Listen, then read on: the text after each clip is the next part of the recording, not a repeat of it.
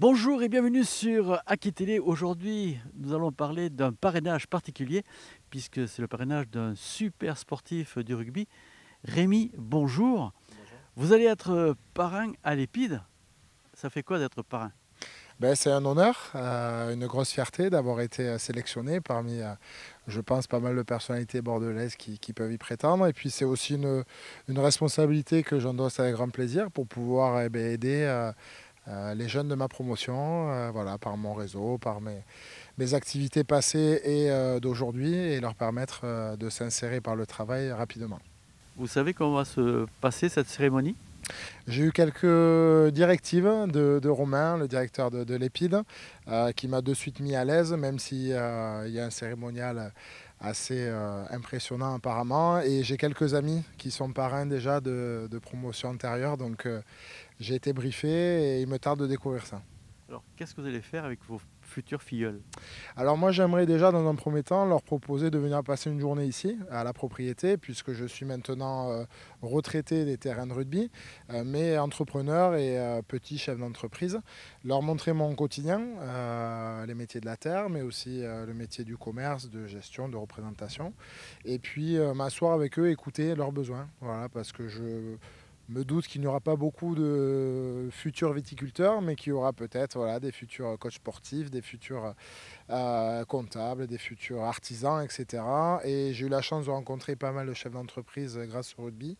Et si je peux derrière glisser quelques contacts et quelques CV, mettre en relation ces jeunes-là avec des gens qui seraient à même de les former, ça serait ma mission. Alors, vous, nouveau chef d'entreprise, on peut parler un peu de votre entreprise? Oui, bien sûr, avec plaisir. Donc, le domaine Grand Jour, propriété viticole de 10 hectares aux portes de Bordeaux, sur le village d'Ivrac, à rive droite. Voilà, racheté en janvier 2022, avec un projet d'écrire sur une feuille blanche, puisque nous avions une propriété à l'abandon. Et petit à petit, on retrouve la production, la commercialisation, le travail sur les bâtiments pour y vivre et pour recevoir aussi un petit peu d'événementiel pro. Donc voilà, on en est qu'au début du projet, ça fait 3 ans qu'on y est maintenant, mais tout se passe pour le moment comme prévu, donc voilà. Comment on peut le classifier, votre vin? Alors il est inclassifiable dans le sens où on en a 9. Voilà, on fait 9 cuvées aujourd'hui à la propriété, ce qui est beaucoup, d'où aussi le fait d'aller chercher quelques tests sur les marchés qui sont en mouvement aujourd'hui. Les goûts ne sont pas les mêmes, les générations de consommateurs ne sont pas les mêmes. Donc 9 vins, l'idée c'est que quand vous veniez ici, vous n'aimerez pas les 9, mais que vous repartiez avec au moins un petit coup de cœur. Ça va du blanc classique au blanc de macération qu'on appelle le vin orange, au rosé, au rouge léger pétillant d'apéritif, au rouge classique d'élevage en amphore ou en barrique, etc. etc. Donc voilà, c'est toujours essayer de trouver une cible en face et que ça soit affilié à un moment et à un type de consommateur. Avec toutes les difficultés que connaît le monde viticole, c'est pas un pari un peu difficile? Non, c'est pas un pari parce que déjà, moi, c'est quelque chose que je veux faire depuis tout petit. Je suis la quatrième génération de la famille à faire du vin, donc je sais, j'ai ça en tête et en moi depuis très longtemps. Malgré un passage magnifique au rugby, le vin ne m'a jamais quitté et je me suis formé en parallèle de ma carrière dans l'agricole en passant mon BTS viticulture onologie notamment. Et donc j'ai réfléchi longuement à ce projet. Je pense avoir trouvé un modèle qui est plutôt un modèle d'avenir. Donc on verra ça dans quelques années, mais je me trompe peut-être, mais je pense pas. Et l'idée, c'est qu'il y a aussi dans chaque crise de belles opportunités à saisir, et c'est ce qu'on va tenter de faire. Rémi, on se retrouve pour le parrainage? Oui, avec plaisir, avec un plaisir. Romain Brossard, nous avons aujourd'hui un nouveau parrain. Oui, Rémi Laméra, ex-joueur de l'équipe de France de rugby, 19 sélections, joueur à l'UBB, au Stade Toulousain, qui a formidablement bien réussi sa reconversion, puisqu'il est propriétaire d'un vignoble aussi à Ivrac. Et puis, avant toute chose, il a l'envie de nous accompagner, d'accompagner nos jeunes. Donc fort naturellement, on lui a proposé, et il a accepté avec grand plaisir, de devenir parrain des promotions du mois d'octobre et de novembre. Alors qu'est-ce qui va se passer ce matin? Alors ce matin, ce qu'il va se passer dans un premier temps, c'est un rassemblement, celui qui existe dans tous les centres épides du territoire, les 20 centres épides. Et durant ce rassemblement, nos valeurs sont mises à l'honneur. On va chanter la Marseillaise, on va lever les couleurs, nous allons nous mettre au garde à vous et puis surtout nous allons mettre à l'honneur l'ensemble des volontaires qui ont bien travaillé cette semaine avec la remise de code de la route. Il y a aussi un jeune qui va nous quitter parce qu'inséré, il a trouvé un emploi. C'est notre mission, c'est notre métier et on le partage ce matin avec Rémi, nouveau parrain, et puis ses invités qui sont aussi nombreux. Alors, quelle nouveauté depuis la dernière fois? On continue ce qui marche, Donc nouveauté, je ne sais pas si on peut dire qu'il y en a, mais on a toujours des choses qui vivent plutôt bien et surtout qui fonctionnent, puisqu'aujourd'hui, à l'heure à laquelle je vous parle, on est sur un taux d'insertion positif qui avoisine les 75% de sorties positives. Donc on peut vraiment s'en réjouir. Combien de parrains par an? Alors par an, 6 par an. Nous parrainons 2 promotions à raison d'une admission par mois. Donc 15 jeunes nous rejoignent chaque mois. Et tous les 2 mois, nous avons effectivement un parrain et c'est Rémi aujourd'hui, Lamera, qui nous accompagne. Comment ils sont choisis ces parrains? Par leur envie. Ils sont choisis déjà par leur envie parce qu'en règle générale, nous les connaissons. Et puis, ils ont réussi dans leur domaine. Donc qu'ils soient élus, qu'ils soient chefs d'entreprise, qu'ils soient DRH ou bien qu'ils soient sportifs comme Rémi Lamera, eh bien, on considère que la valeur du travail est à valoriser. Donc probablement que nos jeunes ne deviendront pas joueurs en équipe de France de rugby, mais en tout cas par un parcours inspirant, un beau parcours, eh bien, on espère leur donner l'envie de réussir et de travailler. Alors, vos volontaires qui viennent ici, ils peuvent espérer quoi comme sortie de métier? Est-ce que peut avoir des métiers très très qualifiants? Mais nous, l'objectif, c'est vraiment d'étudier quels sont leurs souhaits et puis de leur offrir une possibilité de réaliser leurs souhaits. Donc certains viennent avec un projet professionnel identifié, d'autres n'en ont pas. C'est pas grave. Ils viennent et nos équipes, notamment à travers les conseillers en insertion professionnelle, eh bien, ils vont analyser les capacités du jeune et puis ils vont travailler sur son projet professionnel. Monsieur Benoît, vous êtes président du club de rugby à Saint-Germain? Alors, je suis coprésident avec Simon Doursat du Stade Bordelais, alors la partie garçon. Oui, effectivement, à Saint-Germain. Et on est aussi au Stade Le Ken à Codéran, les anciennes installations de la SPTT. Alors pourquoi être venu ici à l'Épide? Alors, parce que j'étais en relation cet été avec Romain pour le rugby à 5, où il voulait intégrer les jeunes là, de l'Épide dans une formation rugby à 5. Et donc, on est en train de monter des entraînements. Donc, ils ont formé 5... Ils ont formé 5 éducateurs de l'Épide avec la Fédé sur le rugby à 5 et qui sera pratiqué logiquement à partir de décembre sur les installations de Saint-Germain qui sont installations à la mairie de Bordeaux voilà, où on est résident. Et donc là, la fédération est très impliquée dans ce rugby à 5?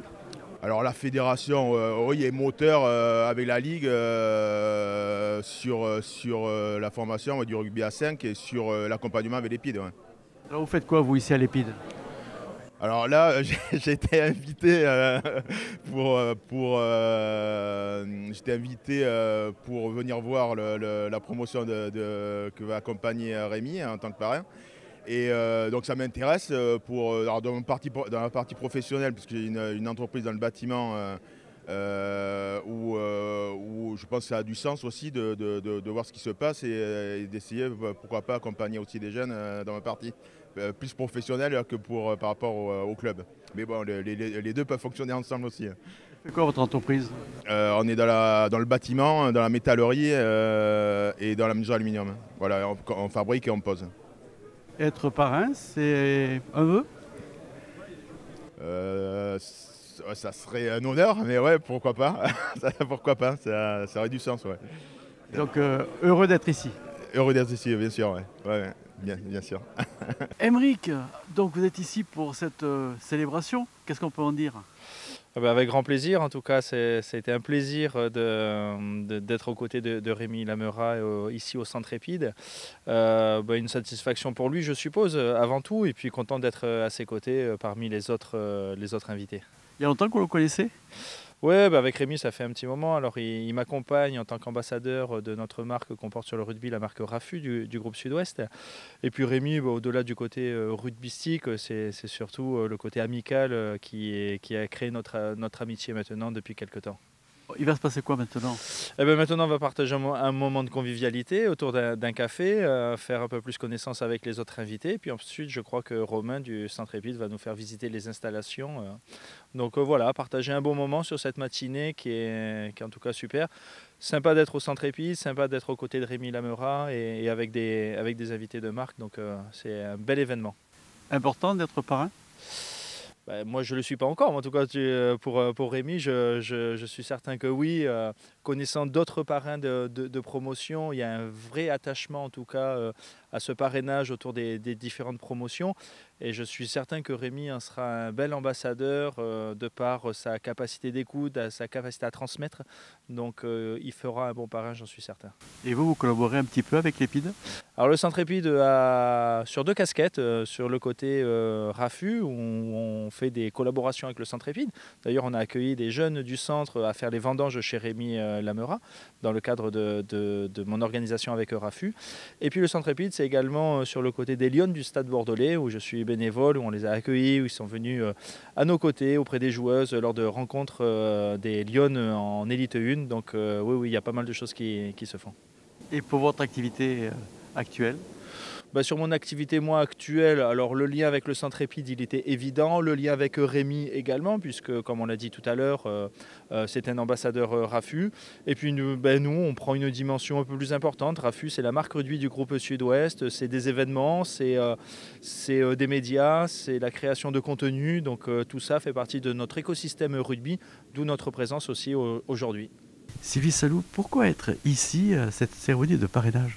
Tout simplement parce que je suis marraine également d'une promotion. Donc, j'ai été marraine l'année dernière de la promotion Cosmo.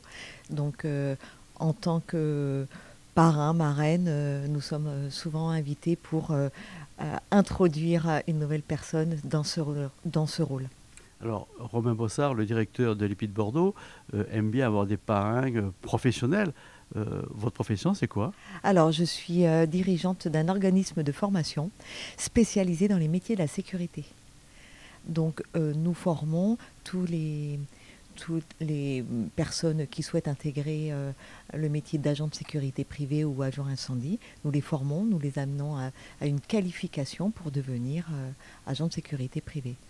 Et les jeunes volontaires de l'Épide qui souhaitent s'orienter vers ces métiers-là viennent dans mon centre et je les accompagne jusqu'à la finalité, c'est-à-dire jusqu'à l'obtention d'un diplôme, voire un travail.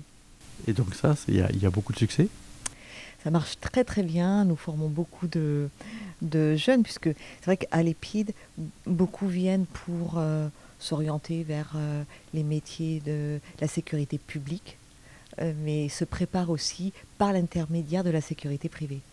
Donc nous formons beaucoup de jeunes, mais qui partent ensuite aussi dans d'autres secteurs d'activité que la sécurité privée. Ça peut être militaire ou la gendarmerie, la police. Comment lui trouver ces petits volontaires?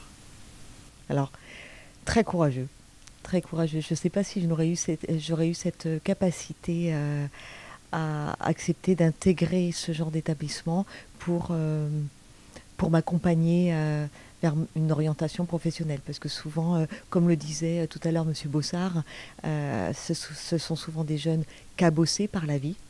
Et se retrouver comme ça dans un établissement avec beaucoup de règles à respecter, avec un internat, c'est pas forcément simple. Et puis c'est aussi une grosse remise en question pour eux, pour aller de l'avant. Et je suis plutôt admirative. Je suis très admirative. Vous conservez des contacts avec vos filleuls? Ah oui, bien sûr. Et notamment, il n'y a pas très longtemps, j'ai recroisé un jeune en faisant mes courses. Il m'a interpellée, il voulait me présenter ses enfants. Entre-temps, il s'était marié, il avait eu 2 enfants. On a régulièrement des jeunes qui reviennent au centre, souvent à la période de Noël, pour nous remercier, nous apportant des chocolats et puis nous donner des nouvelles. Comment se passent les relations avec les autres parrains, notamment avec Rémi? Alors, avec les autres parrains, justement, on a vraiment... Monsieur Bossard, plutôt, a mis vraiment en place un réseau et il y a vraiment de l'entraide. C'est-à-dire qu'on peut s'appeler pour des conseils dans le suivi, en fait, des jeunes. Mais après, aussi dans notre propre analyse, expertise professionnelle. Donc en parallèle, on peut faire un peu de business avec ça. On peut faire du business justement avec ça, mais c'est pas la priorité en fait. C'est vraiment pas notre priorité. Notre priorité, c'est vraiment être là pour accompagner les jeunes, pour pouvoir aussi véhiculer les valeurs de l'EPID.